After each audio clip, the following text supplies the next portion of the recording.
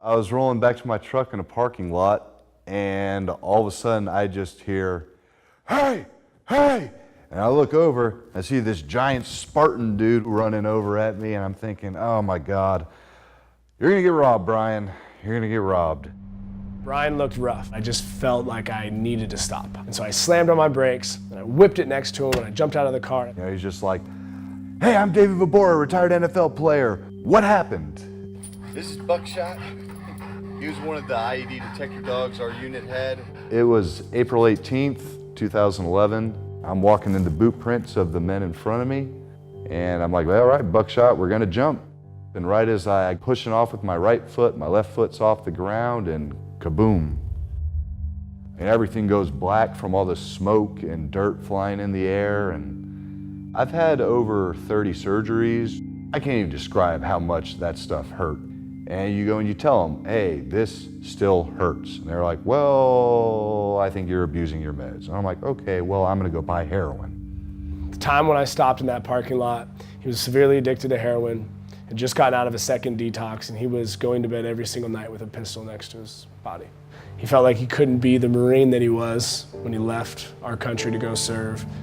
He was broken, completely broken. Place that I was familiar with. Nice to meet you. I told him I used to play football. You know, I had a gym downtown, and I'd love it if he joined me. The following morning, he showed up, and we trained. And we started to explore different things and the way he could do things. And for the next 3 months, he came every day. So we just hit it off. I watched the life come back to his eyes. We just experimented with all different kinds of exercises, and from there, we just built a program around it. After going there regularly, getting stronger, getting healthier, my body pain decreased tremendously. My confidence levels changed. It all became a lot more feasible. I was like, man, yeah, this is, I can do this. This isn't impossible. Pick number 252. Last pick in the 2008 draft, making me Mr. Irrelevant. It was the St. Louis Rams. Selected me that last pick and started my rookie year. In 2011, I suffered a traumatic shoulder injury, and it led to a very aggressive pain medication addiction. It started with prescriptions, and it quickly manifested itself, and it was anything but dealing with pain. It was the first time in my life I had to look myself in the mirror and ask, who's David without football? It just took a year to rehabilitate my mind and my body.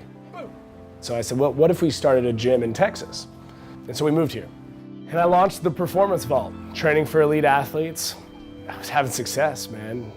NFL athletes, Olympic athletes, making good money, finding the groove, and then it all changed. Staff Sergeant Travis Mills is one of 5 living veteran quadruple amputees. He was blown up serving our great country in Afghanistan, stepped on an IED, lost all 4 limbs.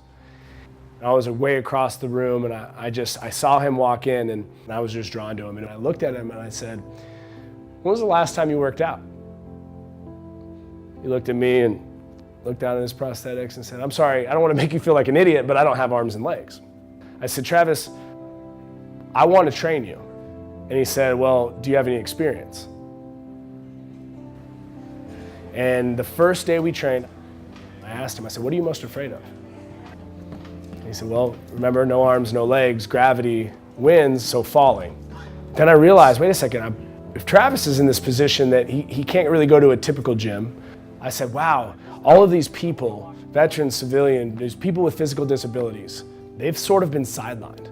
They've fallen into the rehabilitation process, but eventually insurance ran out, cash ran out, and where do they go, right? Where do they go to be a part of a collective group that has this community and this ability to push each other?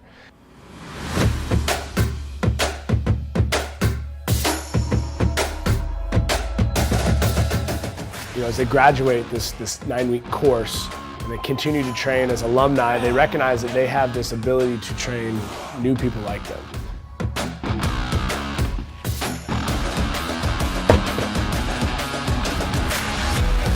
All the world-class medical care out there, the great prosthetics, frequently there isn't a kick in the ass, something that just pushes you to get going No, something like that would never show up in hospital rehab. There's no tire flips, there's no sledgehammers, there's no sled pulls, none of that stuff. You don't do medicine ball slams.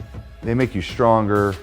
They instill some insane confidence and self-worth back into you. Not just that, they're giving you something to do, a place to be, a little sense of community with everybody.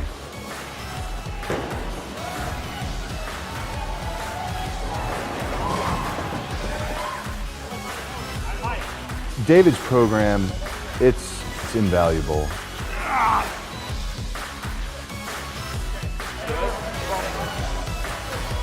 It's a strong dude. It's a strong dude.